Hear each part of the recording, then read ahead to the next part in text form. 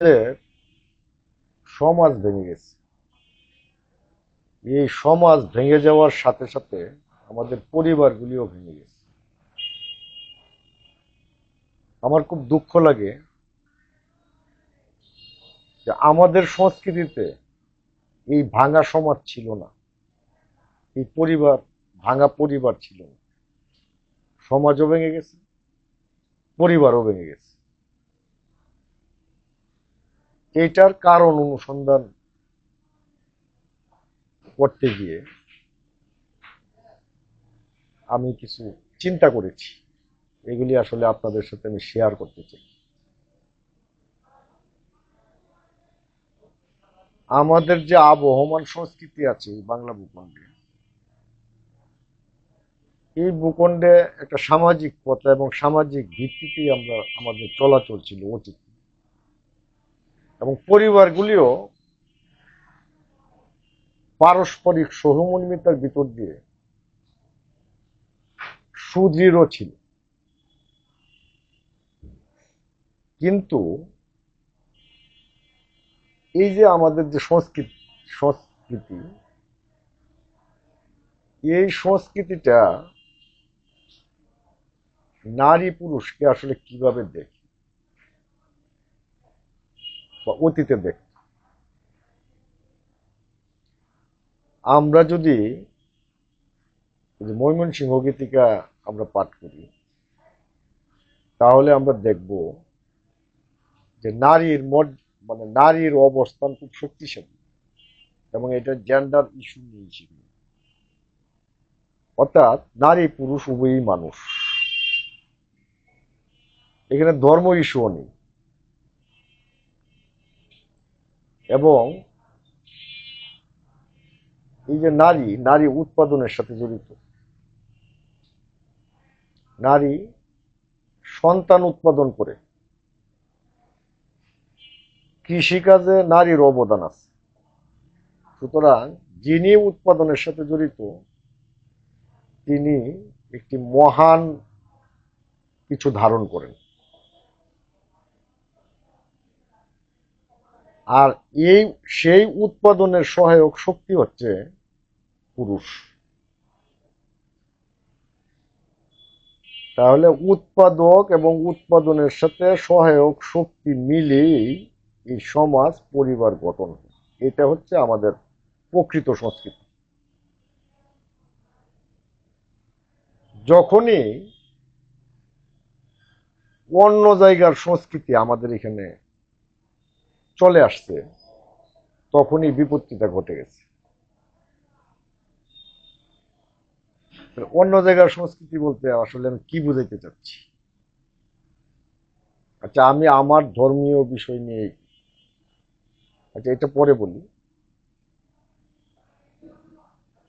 পশ্চিমা সভ্যতা নামক একটা সভ্যতা আমাদেরকে এসে গ্রাস করতে চেষ্টা করছে।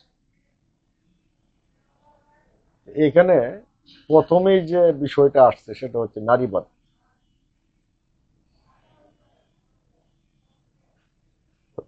এই নারীবাদ এসে যে ঘটনাটা ঘটাইল, সেটা হচ্ছে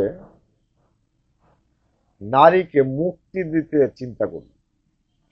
আচ্ছা, যার কাজ উৎপাদনের সাথে সম্পৃক্ত, তাকে যদি সেই কাজ থেকে মুক্তি দেওয়া হয়, তাহলে কি পরিবার, সমাজ, সংসার টিকবে?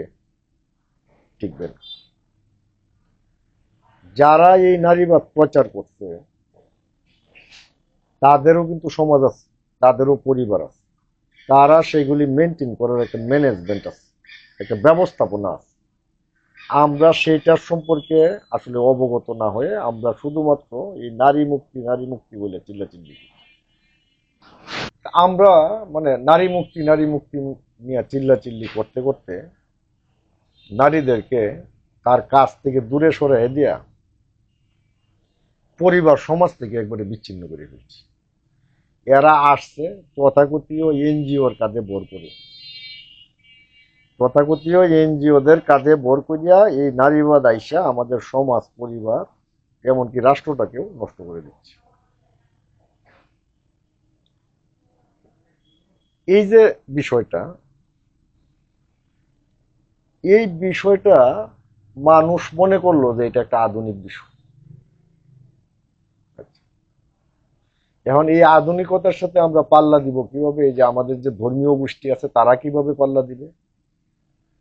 তারাও বিভিন্ন ধরনের আয়াত হাদিস বাইর করা শুরু করিয়া তারাও এটার সাথে একটু আধুনিক হইতেছিল, ধর্মটাও আধুনিক হইতেছিল। ওই যে সৌদি আরব থেকে আসছে না যে ধর্মটা, ইসলাম, যেটা আমরা পালন করি, সেখানেও কিন্তু পরিবার সমাজ আছে। তাদের যে ম্যানেজমেন্ট সেটা আমরা জানি না। আমরা কি জানি? যে আমরা জানি যে স্বামীর দায়িত্ব হচ্ছে স্ত্রীর ভরণ পোষণ করা। এমনকি স্ত্রী যদি রান্না করে নাও খাওয়ায়, স্বামী রান্না করে খাওয়াবে। এটা আধুনিক আধুনিক আলেম ওলামারা বলে থাকে। আবার তারা এটাও বলেন যে শ্বশুর শাশুড়ির সেবা করাটা পুত্রবধূর জন্য বাধ্যতামূলক। যখন একজন আলেমের মুখ থেকে এই কথা একজন নারী শুনে, তখন কি আর পরিবার সমাজ থাকে? থাকে না। আবার ওই আলেমরা, তারা কিন্তু আবার যখন গোপনে আপনি কথা বলবেন, তখন তারা বলবে যে এটা যদি এরকম হাদিস আছে, এরকম হাদিসের বিপরীতে এমন হাদিসও আছে যেগুলি আমরা বলি না। যেমন অসুস্থ নারী যদি অসুস্থ হয়, স্ত্রী যদি অসুস্থ হয়, তাহলে তার চিকিৎসার দায়িত্ব সন্তান স্বামী নিবে না। তার চিকিৎসার দায়িত্ব স্বামী নিবে না, এটা নিবেন ওই তার স্ত্রীর বাপের বাড়ির লোকজন। এটা আবার আলেমরা গোপন রাখে এই কথা। আবার নিজেদের ক্ষেত্রে, নিজের যখন এই ঘটনা ঘটে নিজের পরিবারে, তখন সেটা তারা প্রয়োগ করে। আবার কি জানি বলে, ওই যে 2টা 3টা 4টা বিয়ে শাদী, এগুলির কথা এটি আবার নিজের জীবনে বাস্তব প্রয়োগ করে। আর মানুষকে তারা অন্যভাবে ডাইভার্ট। এটার সাথে আবার অন্যান্য ধর্মের যে ধর্মগুরুরা আছেন বা ধর্মীয় নেতারা আছেন, তারাও তাদের মতো করিয়া ওই নারীদেরকে ঘর থেকে বের করে দিচ্ছে। আচ্ছা, দেখেন, যদি আমাদের এই সমাজে যদি পারস্পরিক সহযোগিতা না থাকতো, ইন্ডিভিজুয়াল কি চলার কোনো ব্যবস্থা আছে? এই সমাজ কেন, পৃথিবীতে কি আছে? তাহলে পৃথিবীতে যদি ইন্ডিভিজুয়াল চলার ব্যবস্থা না থাকে, তাহলে নারীরাই কিভাবে থাকবে, পুরুষরাই কিভাবে থাকবে? আপনি কি আপনার আত্মীয় স্বজন বন্ধু বান্ধব ছেড়ে একজন নারীর সাথে জীবন কাটায় দিতে পারবেন? অথবা একজন নারী কি তার আত্মীয় স্বজন বন্ধু বান্ধব বা এই সমাজ ছেড়ে একজন পুরুষের দিকে তাকায় থেকেই তার জীবন কাটায় ফেলতে পারবে? দুইটার কোনোটাই সম্ভব না। দুইটার কোনোটাই যদি সম্ভব না হয়, তাহলে এই নারীবাদের কি প্রয়োজন? আর ধর্মীয়ভাবে এই ব্যাখ্যারই কি প্রয়োজন? আমরা যে এই যে বিজাতীয় যে সংস্কৃতির যে খারাপ বিষয়গুলি আমরা নিচ্ছি, ওইটার ভালো দিকগুলি তো আমরা জানতেছি না, এগুলি তো প্রচার হচ্ছে না। আমাদেরকে আমাদের সংস্কৃতির ভিতরে থাকতে হবে। না থাকলে কি হবে? না থাকলে যে ঘটনাটা ঘটবে, ওই যে এক পুরুষ, সে নিজেকে সংস্কৃতিবান বলে দাবি করবে, সে গান করবে, কবিতা করবে, সাহিত্য রচনা করবে, বিরাট বড় প্রগতিশীল, আর বহু নারীতে আসক্ত হবে। তার পরিবার টিকবে না। আবার ওই যে আরেক নারী, যে নারী স্বাধীনতায় বিশ্বাস করে, সে অত স্বাধীন, সে গিয়ে গান করবে, নৃত্য করবে, ডোন্ট মাইন্ড হবে, বহু মানুষের সাথে সম্পর্ক হবে, আর তার স্বামীর সাথে তার 6 মাসে একদিন কথা হবে। তাহলে তার তো সংসার করার দরকার নাই, সে তো মুক্ত। তার স্বামীর আত্মীয় স্বজনের খোঁজখবর লওয়ার দরকার নাই। তার শাশুড়িকে দেখলে তার নারী স্বাধীনতা ক্ষুণ্ণ হবে। শ্বশুরের সেবা করা যাবে না, ননদকে দেখতে পারা যাবে না, ভাসুরকে দেখতে পারা যাবে না, দেবরকে দেখতে পারা যাবে না।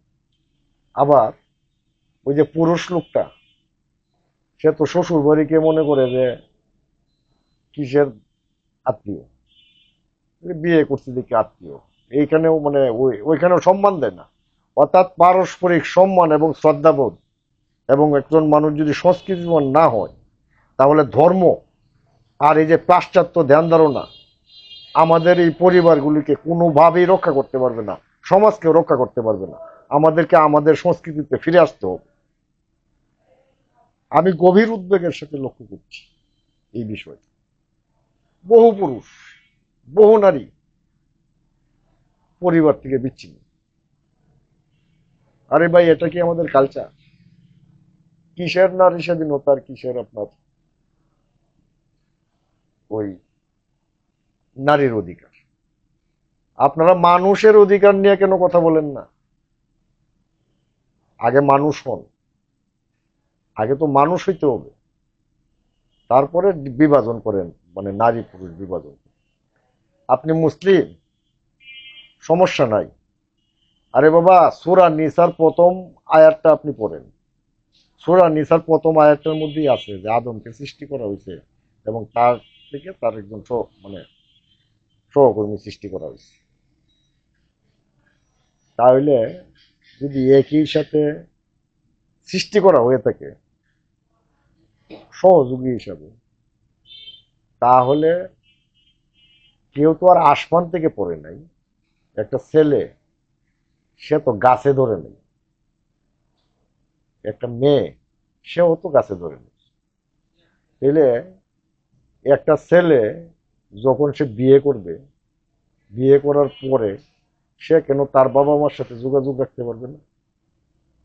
একটা মেয়ে, সেও তো গাছ থেকে পড়ে নেই, সেও তো কোনো নারীর গর্ভে জন্ম নিছে, তারও একজন পিতা আছে, ভাই আছে, বোন আছে। সে কেন স্বামীর ঘরে এসে পরে তার বাপের বাড়ির খবর নিতে পারবে না? এইগুলি কোনো কথা না। এইগুলি কোরআন হাদিস দিয়ে ব্যাখ্যা করিয়া এই পরিবার, সমাজ, সংসার আপনারা টিকাইতে পারবেন। আবার পাশ্চাত্য যে ধ্যান ধারণা আছে, কি নারীবাদ, এই নারীবাদ দিয়েও সমাজ সংসার টিকাইতে পারবেন। এই সমাজ সংসার টিকাইতে হইলে আমাদের যে সংস্কৃতি আছে, এই সংস্কৃতির সাথে ওইগুলিকে অ্যাডাপ্ট করতে হবে। অ্যাডাপ্ট পর্যায়ে নিজ নিজ মর্যাদা বজায় রেখে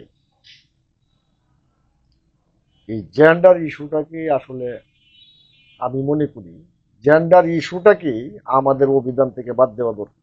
আমরা তো সবাই মানুষ রে ভাই। তাহলে আমরা যদি মানুষই হয়ে থাকি, তাহলে আমরা তো একজন আরেকজনের সাথে মানুষের মতো আচরণ করি। মানুষের মতো যদি আমরা একজন আরেকজনের সাথে আচরণ করি, তাহলে কি এই সমাজ ভাঙার কোনো সম্ভাবনা আছে? এই পরিবার ভাঙার কোনো সম্ভাবনা আছে? নাই, কোনোদিন ভাঙবে না। কিন্তু আমি আমার বিপরীত চিন্তা করি, যে সে আমার বিপরীত মানসিকতা, তাহলে সেটা তো ভেঙেই গেছে, সেটা তো আর জোড়া লাগার কিছু নাই। এটা তো সহযোগী কিছু হবে না। আমি আমার এই ভিডিওর মাধ্যমে এই দেশের প্রত্যেকটি নারী পুরুষকে আহ্বান জানাই, আপনারা নিজ নিজ সংস্কৃতিতে ফিরে আসুন।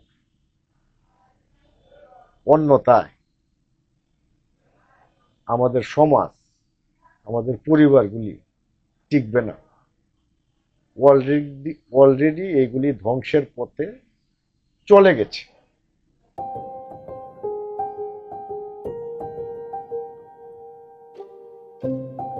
অনন্ত জীবনের গান